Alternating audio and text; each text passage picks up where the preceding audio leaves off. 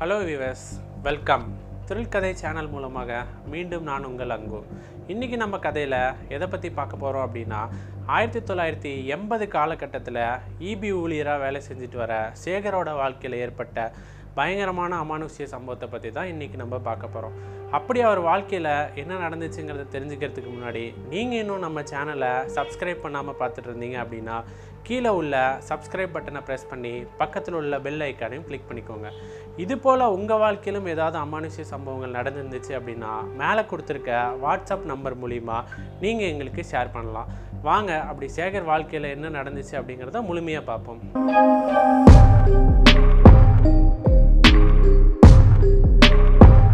சேகரை பற்றி சொல்லணும் அப்படின்னா சேலம் மாவட்டத்துக்கு அருகில் உள்ள கிராமத்தில் தனது அப்பா அம்மாவோட வாழ்ந்துட்டு வராருங்க. இவரோட பள்ளி படிப்பை முடித்தோடனே சேகரோட அப்பா என்ன பண்ணுறாரு அப்படின்னா கவர்மெண்ட்டில் இபி வேலைக்கு ஆள் எடுக்கிறாங்கன்னு சொல்லி அப்ளை பண்ண சொல்கிறாருங்க. சேகரும் அப்ளை பண்ணிவிட்டு 6 மாத காலம் வெயிட் பண்ணதுக்கப்புறம் சேகருக்கு இபியில் டெம்பரவரியாக வேலை கிடைக்குதுங்க. சேகரோட வேலை எப்பேற்பட்ட வேலை அப்படின்னா, அதாவது மின்சார வசதி இல்லாத ஏரியாக்கெல்லாம் போய் அந்த மின்கம்பங்களை நட்டு மின்சார வசதி கொடுக்கறது தான் சேகரோட டெம்பரவரி ஜாபில் பண்ணிட்டு வந்திருக்காருங்க. சேகரோட கிராமத்தை பற்றி சொல்லணும் அப்படின்னா சேகர் தங்கியிருக்கிற கிராமம் ஒரு அடிப்படை வசதி கூட இல்லாத ஒரு கிராமம் கூட சொல்லலாம். ஏன்னா பேருந்து வசதி இல்லாத காரணத்தினால இவர் அவர் ஊருக்கு வரணும் அப்படின்னா அவர் 4 கிலோமீட்டர் நடந்து தான் அவரோட கிராமத்துக்கு வரணுங்க. அதனால சேகர் வேலைக்கு போனவர் என்ன பண்ணுவார் அப்படின்னா தன் நண்பர்களோட எந்த ஊரில் வேலை செய்கிறாரோ அங்கே டென்ட்டு மாதிரி அமைச்சு அங்கேயே சமைச்சு ஒரு 4-5 நாட்கள் கூட வேலை முடிஞ்சதுக்கப்புறம் தான் திரும்ப அவரோட கிராமத்துக்கே வருவாருங்க. இப்படி 4-5 ஆண்டுகள் சேகர் அவரோட வேலையை தொடர்ந்துட்டு இருக்கும்போது ஒரு 4-5 ஆண்டுகள் கழித்து சேகரோட வேலை பர்மனெண்ட் ஆகுதுங்க. அப்போ சேகரோட அப்பா என்ன சொல்கிறாரு அப்படின்னா, நீ இந்த மாதிரி போய் டென்ட்டில் தங்கிட்டு இருந்த அப்படின்னா உனக்கு பொண்ணு பார்க்கறதுக்கு சிரமமாக இருக்கும்பா, அதனால் இனிமேட்டு நீ எவ்வளோ நேரம் ஆனாலும் பரவாயில்ல, நீ திரும்ப நம்ம ஊருக்கே வேலையை முடிச்சுட்டு அப்படின்ற மாதிரி சொல்கிறாருங்க. உடனே சேகரும் அவங்க அப்பா சொன்னதை கேட்டுட்டு டெய்லியும் அவங்க ஊருக்கு வர கடைசி பஸ்ஸை பிடிச்சி அவர் 4 கிலோமீட்டர் நடந்து அவர் ஊருக்கு திரும்ப காலையில் எழுந்துச்சு அவர் வேலைக்கு போகிற மாதிரியான ஒரு சூழ்நிலையில் வாழ்ந்துட்டு வராருங்க. ஒரு 6 மாதம் கழித்து சேகரோட அப்பா பக்கத்து கிராமத்தில் இருக்க அவரோட தங்கச்சியோட 3வது பொண்ணு செண்பகவல்லியை சேகர் கல்யாணம் பண்ணி வைக்கலான்னு சொல்லி பேசி முடிச்சிடுறாருங்க. கல்யாணம் முடிஞ்சதுக்கப்புறம் சேகரோட அப்பா என்ன பண்ணுறாரு அப்படின்னா அந்த கிராமத்திலே ஒரு வீடு எடுத்து சேகரையும் அவர் மனைவி வள்ளியும் தனியாக தங்க வச்சுருக்காங்கங்க. இப்படியே போயிட்டு இருந்த இவரோட வாழ்க்கையில் சேகரோட மனைவி வள்ளி கர்ப்பமாயிடுறாங்க. கர்ப்பமானதுக்கப்புறம் 7வது மாதம் வள்ளியோட வீட்டில் இருந்து வளைகாப்பு எல்லாம் செஞ்சு வள்ளியை அவங்களோட கிராமத்துக்கு கூட்டிகிட்டு போயிடுறாருங்க. சேகர் அவர் இரவு 11 மணிக்கு அவர் வீட்டுக்கு திரும்ப காலையில் 6 மணிக்கு அவரோட வேலையை பார்த்துட்டு போயிட்டு இருந்த காலத்தில் ஒரு நாள் இரவு அவர் வீட்டில் இருக்கும்போது கடுமையாக மழை பெஞ்சிட்ருக்குங்க. அன்றைக்கி இரவு ஒரு 11 மணிக்கு சேகரோட வீட்டு கதவை யாரோ தட்டுற மாதிரி இருக்குது.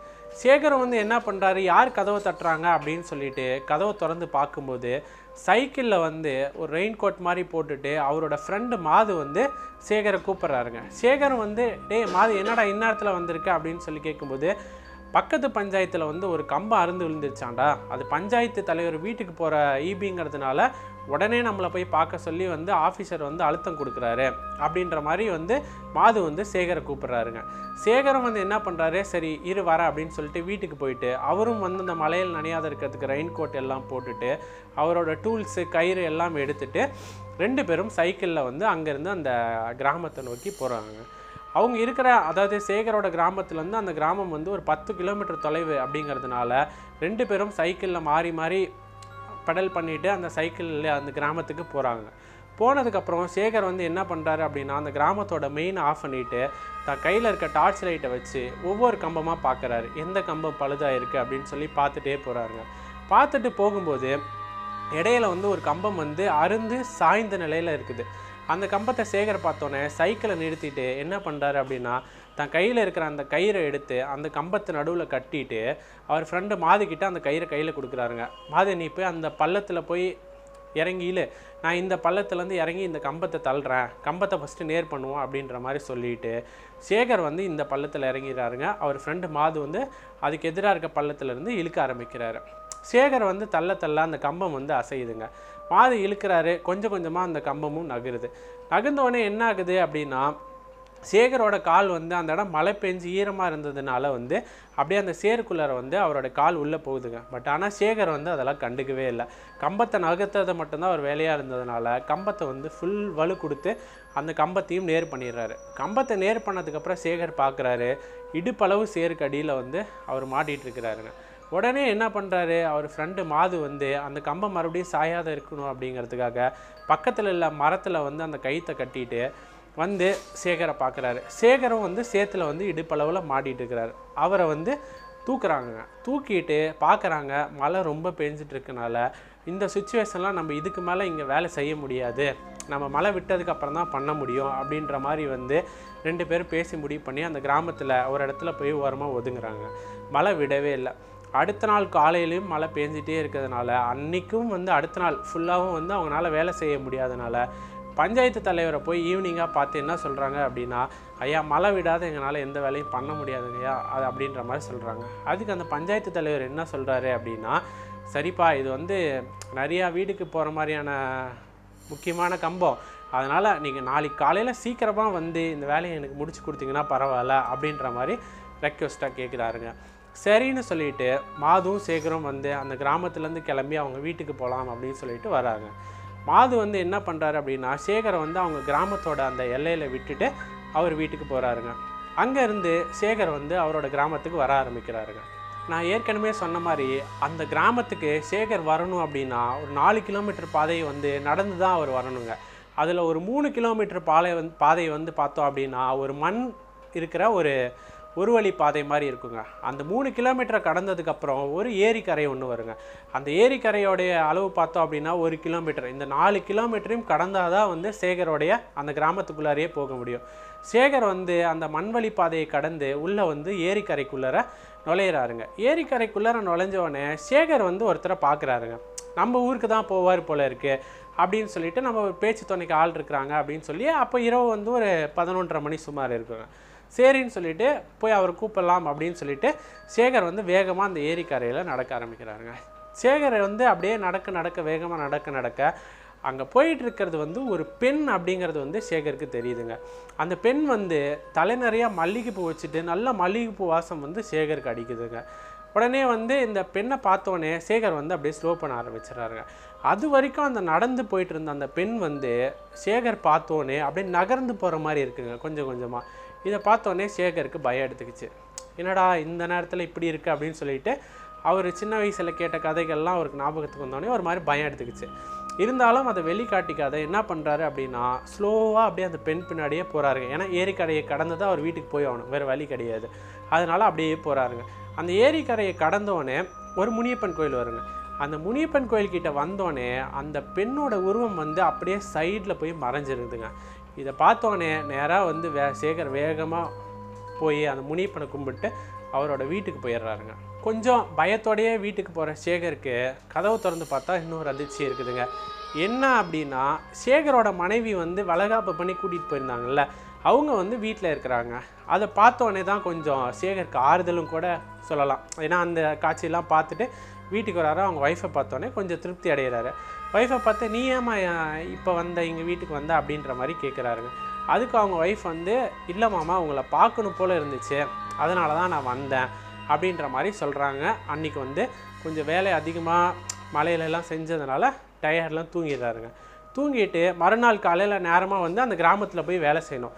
அதுக்காக என்ன பண்ணுறாரு அப்படின்னா காலையில் 4 மணிக்கே எழுந்திரிச்சு குளிச்சுட்டு ரெடி ஆகிட்டு அவர் கிளம்ப ஆரம்பிக்கிறாருங்க. இவர் கிளம்பி திரும்ப அந்த ஏரிக்கரைக்கு வந்தோடனே அவருக்கு நைட்டு நடந்த சம்பவங்கள் கொஞ்சம் ஞாபகத்துக்கு வந்து பயப்படுறாரு. இருந்தாலும் சரி வேகமாக கடந்துடலாம் அப்படின்னு சொல்லிட்டு அந்த ஏரிக்கரையை கடக்கவே ஆப்போசிட்டில் அவர் ஃப்ரெண்டு மாது வந்து சைக்கிளில் வராருங்க.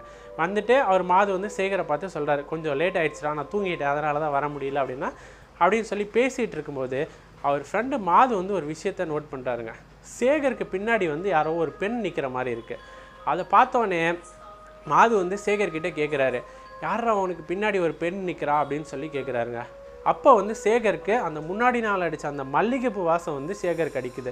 இதை பார்த்தோன்னே திரும்ப அந்த பெண் தான் அப்படிங்கிறத புரிஞ்சுக்கிட்டு சேகர் வந்து சுதாரித்து மாது கூட்டிகிட்டு சைக்கிள் எடுத்துகிட்டு அந்த ஏரிக்கரையை கடந்து வேகமாக வராருங்க. வரும்போது வந்து சேகர் வந்து மாதுக்கிட்ட சொல்கிறார், முன்னாடி நாள் நைட்டு நடந்த விஷயங்கள், நான் இந்த மாதிரி வந்து நான் ஊருக்கு வரலான்னு சொல்லிட்டு என்னோடய ஏரிக்கரையை கடந்து வந்துட்டு இருந்தேன். ஒரு பெண்ணோட உருவம் வந்து எனக்கு முன்னாடி போன மாதிரி இருந்துச்சு. எனக்கு என்ன பண்ணுறதுன்னு தெரியாத அந்த பெண் பின்னாடியே போனேன். அது ஒரு குறிப்பிட்ட ஸ்டேஜ் போய் மறைஞ்சிருச்சு. எனக்கு அதுக்கப்புறம் ரொம்ப பயம் எடுத்துக்கிச்சு. வீட்டுக்கு போனால் என்னோடய மனைவி இருந்தா, அதை பார்த்ததுக்கப்புறம் தான் எனக்கு நிம்மதியே வந்துச்சு அப்படின்ற மாதிரி சொல்லிவிட்டு அந்த ஊரை விட்டு வெளியே வராங்க. வரும்போது ஒரு குரல் ஒன்று கேட்குது, மாப்பிள்ள அப்படின்னு சொல்லிட்டு. யாரோட குரல் அப்படின்னு சொல்லிட்டு சேகர் பார்த்தா அங்கேருந்து ஒருத்தர் ஓடி வராருங்க. யார் அப்படின்னா சேகரோட மச்சான், அவரோட ஒய்ஃபோட அண்ணன். வந்துட்டு ஒரு விஷயத்த சொல்கிறாருங்க. என்ன அப்படின்னா, மச்சான் வள்ளிக்கு நேற்று நைட் நாங்கள் ஹாஸ்பிட்டலில் அட்மிட் பண்ணியிருந்தோம், குழந்தை பிறந்துருச்சு. நான் தகவல் கொடுக்கலான்னு தான் வேகமாக வந்தேன். நல்ல வேலை உங்களை பார்த்துட்டேன், நீங்கள் போயிருப்பீங்களோன்னு நினச்சேன் அப்படின்ற மாதிரி சொல்கிறாருங்க. அந்த இடத்துலையே மாதுக்கும் சேகருக்கும் பயங்கரமான ஷாக்கு. ஏன்னா மாது வந்து கேட்குறாரு, என்னடா நேற்று நைட்டு உன் ஒய்ஃப் உன் வீட்டில் இருந்துச்சுன்னு சொல்கிற, இங்கே வந்து குழந்தை பிறந்துச்சுன்னு சொல்கிறாங்க, என்னடா நடக்குது அப்படின்ற மாதிரி குழப்பத்திலே இருக்காங்க. சரின்னு சொல்லிவிட்டு அங்கேருந்து மாதுவும் சேகரும் என்ன பண்ணியிருக்காங்க அப்படின்னா, அந்த குழந்தை பிறந்த அந்த ஹாஸ்பிட்டலுக்கு போய் ஒய்ஃபை போய் பார்க்குறாங்க. ஒய்ஃப் வந்து ஒரு ஆண் குழந்தை பிறந்திருக்கு அவருக்கு. 2 பேருமே நல்லா இருக்கிறாங்க. இதை பார்த்துட்டு அவங்க ஒய்ஃப் கிட்ட வந்து, எனக்கு ஒரு முக்கியமான வேலை இருக்குமா, ஒரு பஞ்சாயத்தில் போய் வேலை செய்யணும், நான் முடிச்சுட்டு ஈவினிங்காக வரேன் அப்படின்னு சொல்லிட்டு மாதுவும் சேகரும் வந்து அங்கேருந்து அந்த பஞ்சாயத்து தலைவருடைய கிராமத்துக்கு போகிறாருங்க. அந்த பஞ்சாயத்து தலைவருடைய கிராமத்துக்கு போன 2 பேரும் வந்து அன்றைக்கி வந்து ஃபுல்லாகவே வேலை செய்ய ஆரம்பிக்கிறாங்க. வேலை செஞ்சு அந்த கம்பத்தில் கட்டாயம் அந்த மின் இணைப்பையும் வந்து கொடுத்து அந்த ஊருக்கே வந்து கரண்ட்டு கொடுத்துட்றாங்க. அப்போ வந்து அந்த பஞ்சாயத்து தலைவர் என்ன பண்ணுறாரு அப்படின்னா, பரவாயில்லப்பா, இவ்வளோ சீக்கிரமாக இந்த வேலையை முடிச்சிட்டிங்க, நீங்கள் இல்லைன்னா எங்கள் கிராமத்துக்கு கரண்ட்டே இருக்காது அப்படின்ற மாதிரி சொல்லி கொஞ்சம் ஒரு அமௌண்ட்டை வந்து சன்மானமாக கொடுக்குறாருங்க.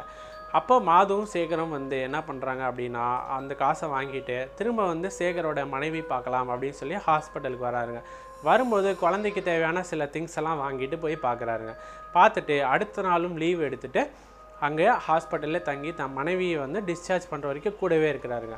கூட இருந்துட்டு அடுத்து வந்து தன் வீட்டுக்கு வரலாம் அப்படின்னு சொல்லி முடிவு பண்ணி திரும்ப அவரோட கிராமத்துக்கு சேகர் வர ஆரம்பிக்கிறாருங்க. அப்போ வந்து சேகரும் அந்த இரவு நேரம் அந்த மாதிரி சமயத்தில் தான் அவர் வரும்போது மறுபடியும் அந்த ஏரிக்கரையை கடக்கும்போது இவருக்கு பயம் எடுக்குது. ஏன்னா வந்து அந்த உருவம் வந்து இவரை ஃபாலோ பண்ணிகிட்டு இருந்தது எல்லாமே இவருக்கு தெரிஞ்சதுனால அந்த இயல்பாக இருக்கிற அந்த தண்ணி சத்தமும் மரம் சத்தமும் கூட இவருக்கு ரொம்பவே பயமாக இருந்திருக்குங்க.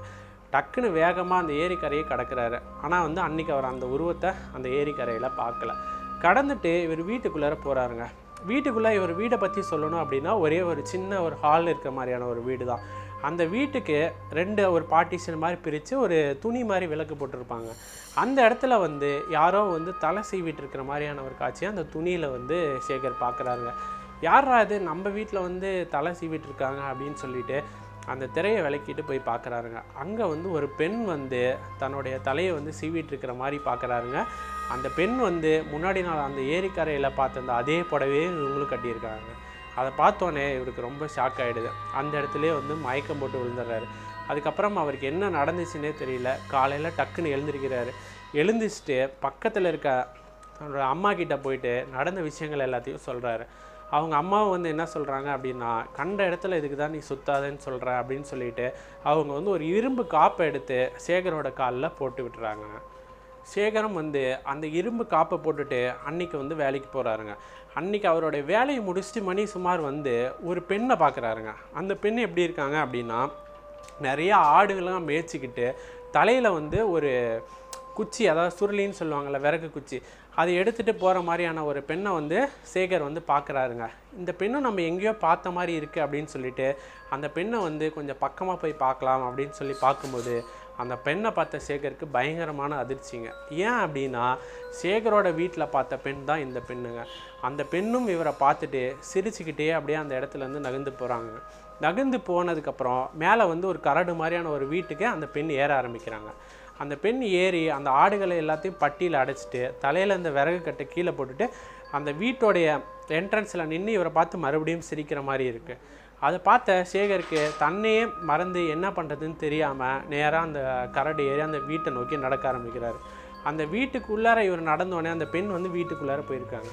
இவரும் அந்த வீட்டோட கதவு திறந்து உள்ளே போய் பார்த்தா அந்த இடத்துல அந்த பெண் இல்லை. ஒரு பெரியவர் மட்டும் ஒரு வயதான நிலையில் வந்து படுத்திருக்கிறார். அவர்கிட்ட போய் இவர் பேச ஆரம்பிக்கிறாரு. பேசுனதுக்கு இவர் பேசுகிறது எதுவுமே அவருக்கு புரியல. என்ன பண்ணுறதுன்னு தெரியாமல் சேகர் வந்து அந்த வீட்டை விட்டு வெளியே வரும்போது அந்த வீட்டுக்கு ஒருத்தர் வர ஆரம்பிக்கிறாரு. அவரை பார்த்து கேட்குறாரு, இந்த மாதிரி யார் இந்த பெரியவர், இவர்கிட்ட நான் பேசணும்னு நினச்சேன், பேச மாட்டேங்கிறாரு அப்படின்ற மாதிரி சொல்கிறாரு. அப்போ வந்து அவர் என்ன சொல்கிறாரு அப்படின்னா, அவரால் பேசவும் முடியாது, காதும் கேட்காது அப்படின்ற மாதிரி சொல்கிறாரு. இந்த வீட்டில் ஒரு பெண் இருந்தாங்கல்ல அப்படின்ற மாதிரி வந்து அவர்கிட்ட வந்து சேகர் கேட்குறாருங்க.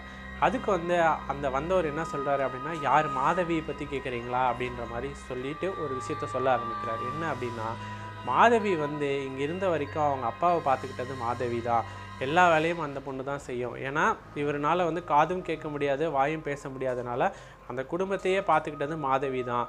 மாதவி வந்து ஒரு நாள் வந்து பக்கத்து கிராமத்தில் இருக்க ஒருத்தரை வந்து காதலிக்கிறதா வந்து அவங்க அப்பா கிட்ட வந்து சொல்கிறாங்க.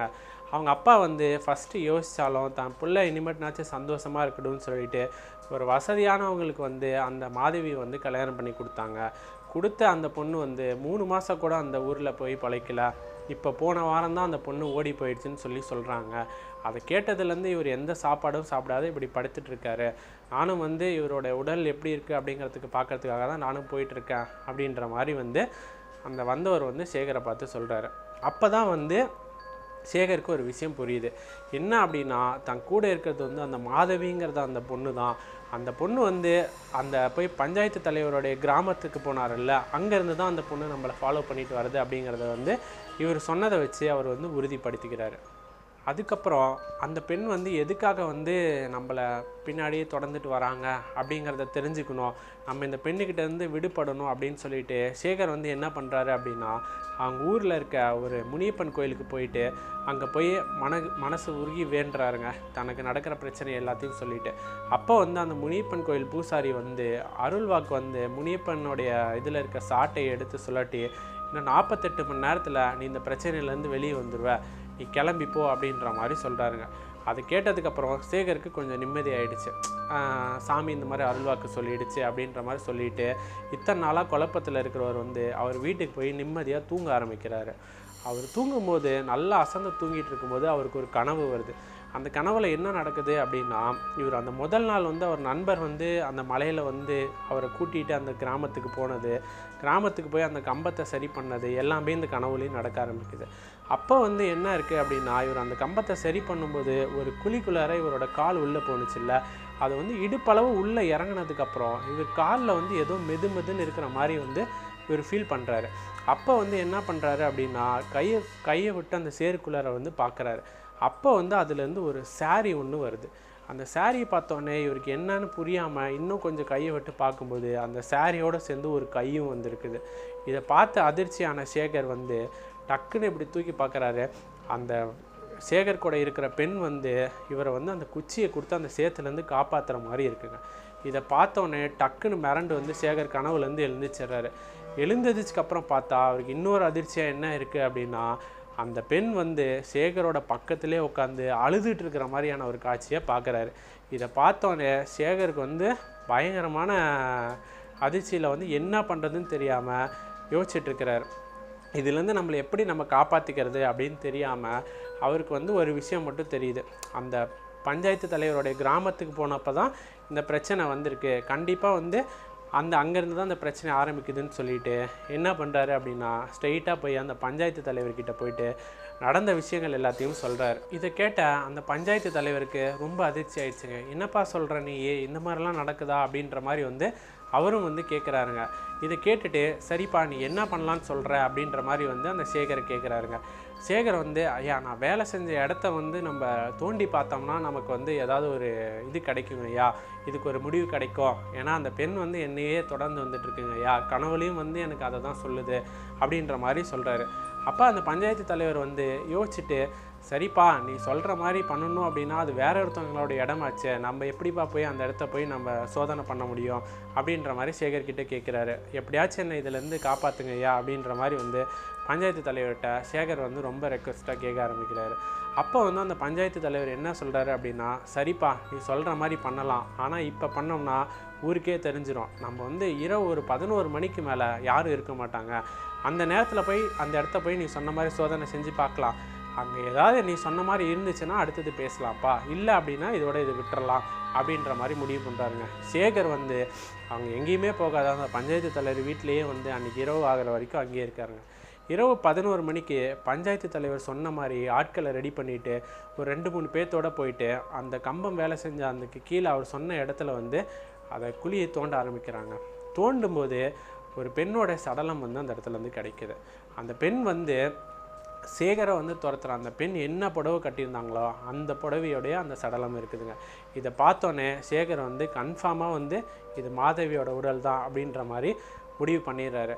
இதுக்கு என்ன பண்ணுறது அப்படின்னு சொல்லி யோசிச்சுட்டு பஞ்சாயத்து தலைவர் வந்து என்ன பண்ணுறாரு அப்படின்னா, இந்த தோட்டத்தோடைய உரிமையாளருடைய வீட்டுக்கு வந்து தன் மனைவி மற்றும் அந்த ஊரில் இருக்க முக்கியமான ஆட்களை கூட்டிகிட்டு அப்போ இரவே உடனே கிளம்பி போகிறாருங்க. அந்த வீட்டோடைய போய் கதவை தட்டும்போது அந்த வீட்டிலேருந்து வெளியே வந்தது யார் அப்படின்னா, மாதவியோட மாமியார் இருக்காங்கல்ல, அவங்க வந்து வெளியே வராங்க.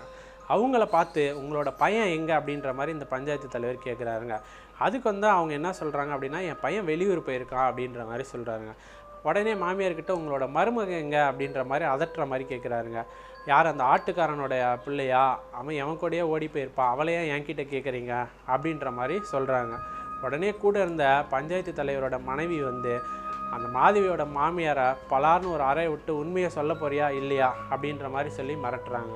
அவங்க கேட்டோடனே வந்து எல்லாம் தெரிஞ்சிருச்சுங்க, இந்த பிரச்சனை வெளியே தெரிஞ்சிருச்சு அப்படின்னு சொல்லிட்டு அப்போ வந்து ஒரு உண்மையை வந்து அவங்க சொல்ல ஆரம்பிக்கிறாங்க. என்ன சொல்கிறாங்க அப்படின்னா, எங்களோட வசதி வந்து உங்களுக்கு தெரியும், நாங்கள் வந்து என்னோடய பையனுக்கு வந்து ஒரு பெரிய இடத்துல நல்ல பொண்ணாக பார்த்து கல்யாணம் பண்ணி வைக்கலான்னு சொல்லி நான் முடிவு பண்ணி வச்சுருந்தேன். நிறையா நகை போடணும், நிறையா பணம் செய்யணும் அப்படின்ற மாதிரி ஆசையில் இருந்தேன்.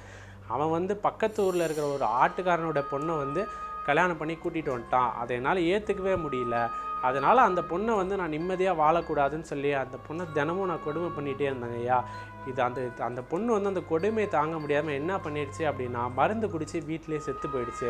இந்த விஷயம் வெளியே தெரிஞ்சிச்சு அப்படின்னா எங்கள் குடும்பத்துக்கு எதாவது பிரச்சனை வந்துடும்னு சொல்லிட்டு என் பையனுக்கே தெரியாத அந்த பொண்ணோட உடலை எடுத்துகிட்டு போய் என்னோடய தோட்டத்தில் புதைச்சிட்டாங்கய்யா அப்படின்ற மாதிரி சொல்கிறாங்க. உடனே அதை கேட்ட பஞ்சாயத்து தலைவர் ரொம்ப கோவப்பட்டு, நீ இப்படி பண்ணது ரொம்ப தப்பு, நம்ம ஊரை நம்பி வந்த பொண்ணுக்கு நீ பண்ணது எவ்வளோ பெரிய துரோகம் தெரியுமா, அதையும் பண்ணிவிட்டு உன் மகனுக்கு தெரியாத அந்த பொண்ணு வேற ஊரை விட்டு ஓடி போயிட்டா அப்படின்ற மாதிரி சொல்லி எல்லாத்தையும் நீ நம்ப வச்சுருக்க, இந்த ஊர்க்காரங்களாம் பார்த்தா உனக்கு என்ன முட்டாளாக தெரியுதா அப்படின்ற மாதிரி சொல்லி போலீஸ் வர சொல்லி அந்த மாதவியோட மாமியாருக்கு தண்டனையும் வாங்கி கொடுத்துருக்காரு.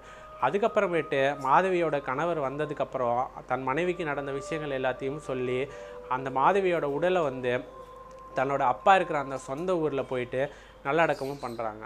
அதுக்கப்புறமேட்டு அவர் அப்பாவுக்கு வந்து தன் மகள் வந்து ஓடி போகலை, இவங்க தான் சேர்ந்து எல்லாம் கொண்டுட்டாங்க அப்படின்னு சொல்லி கதறி அழுதுட்டு அப்படியே அமைதியாகிடுறாருங்க.